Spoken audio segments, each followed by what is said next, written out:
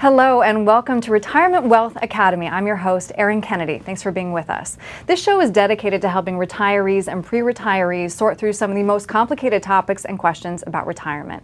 And for that, we turn to local experts. Today we have Jordan Flowers with us. Jordan, good to see you again. Great to be with you, Erin. Thanks. You know, I want to talk about traditional versus Roth IRAs. I feel like I've heard that a lot lately, and I know you specialize in tax diversification. So just start at the top. What's the difference between the two?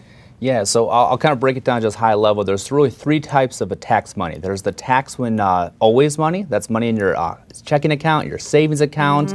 You get that little bit of interest, that you then get a love letter come March and February. That's called a 1099. Yeah. So any dividends, any interest, you're taxed on that. The second bucket of money, I call it's tax when you take out money. That's money in 401ks, IRAs, 403bs, 457s. That money's been deferred for 10, 20, 30 plus years. And when you take a dollar out, you're taxed that tax year. Then the third category is our tax never money. That's Roth IRAs, specially designed life insurance, where you literally can take hundreds of thousands of dollars out and not pay a cent in taxes because you already paid the taxes. A lot of people, like you just said, have the question, should I do a Roth or should I do a traditional? So kind of just picture in your mind, I know I'm going to use some numbers here, but hopefully you can visualize this. Say you have $100,000 in a traditional IRA. Let's say that grows hypothetically at 7.2% for 10 years. Okay. The rule of 72 means that that $100,000 will double in 10 years and equal $200,000. So we know we have $200,000 and it says your name on the statement, but it's not 100% yours because you haven't paid your tax debt. Yeah, good point. So when we take that money out hypothetically, and let's just say our tax rate is 25%, after we pay our taxes, we end up with $150,000 that we can enjoy our family with, we can do fun things and travel. That's if you do not do a Roth. Let's say you do a Roth IRA. You're paying the taxes up front. So you have to take that $100,000 and subtract 25%, so you only start with $75,000. Then at 7.2% for 10 years, that account will double. So you end up with $150,000 tax-free. Now we might look at those two numbers in our minds and say, 150, it's the same, Jordan.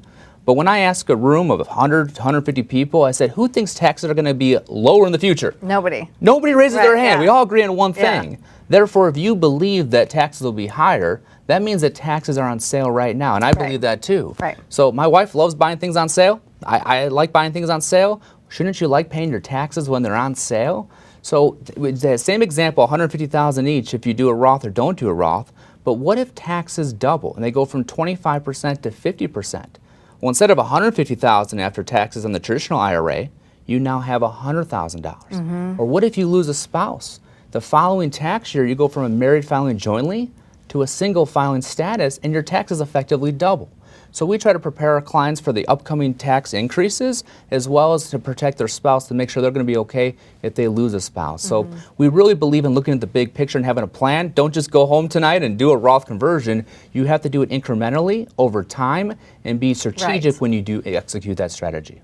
But talking to you helps me realize, at least, we're all conditioned for this accumulation phase and just socking your money away in a 401k, but there are strategies that are much more advanced and can help you out a lot in the future. And there's people that are near retirement thinking, should I do a Roth conversion? And there's no restrictions on that. There's people that are maybe pre-retirement, that they're thinking maybe I contribute to a 401k and pay the tax on the seed on the Roth versus the harvest in the future on the traditional 401k. But we try to give guidance and leadership to our clients to make sure they're making the wise decision and they know why they're making that decision. Right. Perfect. Jordan, thank you so much. Thanks, Erin.